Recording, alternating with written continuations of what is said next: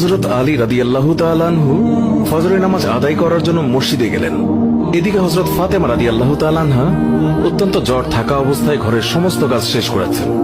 আলী রাদিয়াল্লাহু তাআলা আনহু মসজিদ থেকে এসে দেখলেন ফাতেমা কাঁদছেন। তিনি প্রশ্ন করলেন, ফাতেমা, তুমি কাঁদছো কেন? ফাতেমা রাদিয়াল্লাহু তাআলা আনহা কোনো উত্তর না দিয়ে তখনও আরো জোরে জোরে কাঁদতে লাগলেন।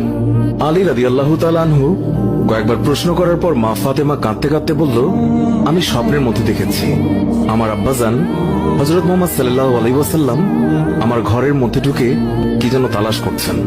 ঘর থেকে বের হওয়ার সময় আমি পেছন দিক থেকে আমার আব্বাজানকে ডাক দিলাম, ও আব্বাজান, আপনি কি তালাশ করছেন?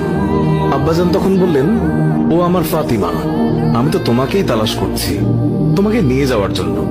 আরো বললেন, ও আমার ফাতেমা, আজকে তো তুমি রোজা রাখবে, সেহরি করবে আলীর দস্তরখানায় আর ইফতার করবে আমার দস্তরখানায়।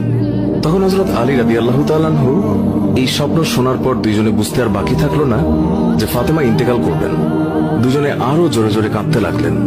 এই সময়ের মধ্যে হযরত হাসান এবং হুসাইন রাদিয়াল্লাহু তাআলা আনহু এসে তারা জিজ্ঞাসা করলেন, আব্বাজান, আম্মাজান, আপনারা কেন কান্না করছেন?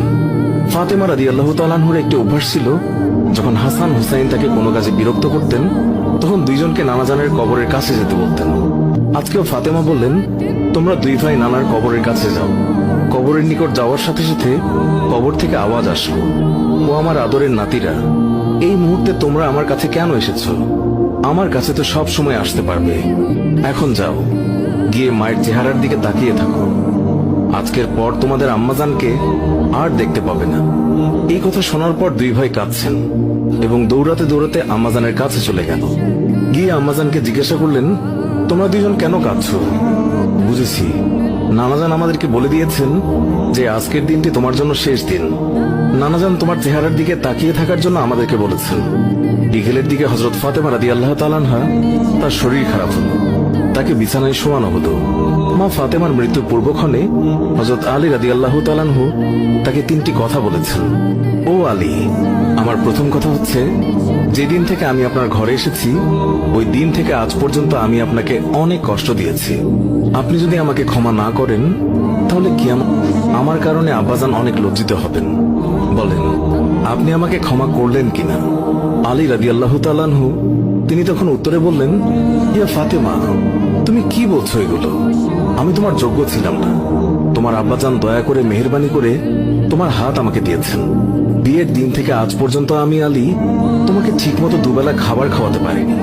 ও ফাতিমা, তুমিই বলো, আমাকে ক্ষমা করেছো কিনা? তুমি যদি ক্ষমা না করো তাহলে আমাকেও কিয়ামতের দিন কঠিন শাস্তি ভোগ করতে হবে। ও আলী, আপনার সাথে আমার দ্বিতীয় কথা হলো, আমি মারা যাওয়ার পর আপনি বিয়ে করে নেবেন দুনিয়ার যে কোনো মহিলাকে আপনার পছন্দ মতো।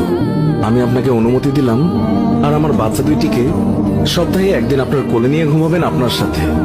আমার তৃতীয় কথা হলো, হাসান হুসাইন যখন বড় হবে তখন তাদের দুই ভাইকে আল্লাহর রাস্তায় সুপর্দ করে দেবেন এবং আমাকে রাতের বেলায় দাফন করবেন।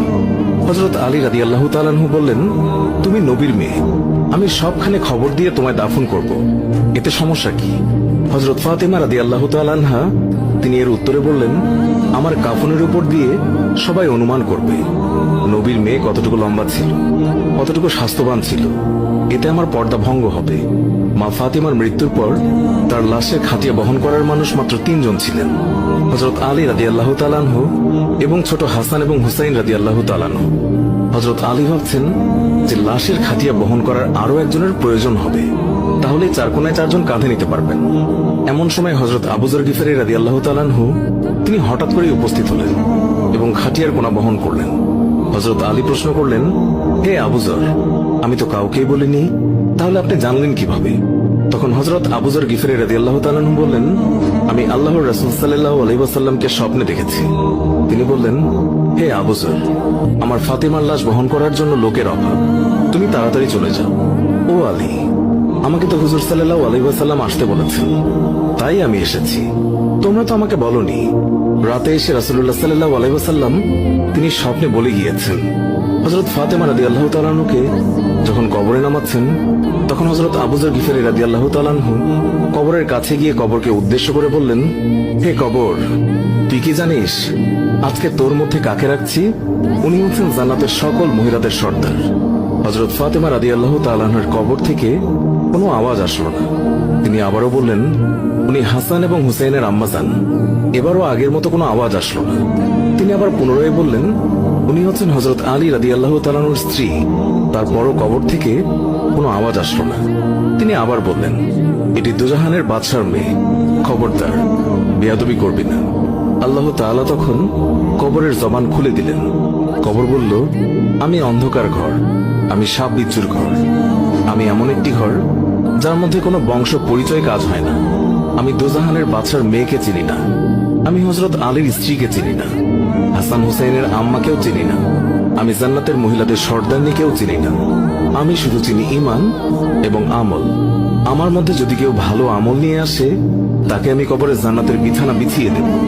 আর যদি কেউ খারাপ আমল নিয়ে আসে, তাকে আমি কবরের দুই দিক থেকে এমন জোরে চাপ দেব যে হাড় মাংস মাটি সব একত্রে মিশিয়ে যাবে। আল্লাহু আকবার। মানুষ জন্মালে মৃত্যুবরণ করতেই হবে।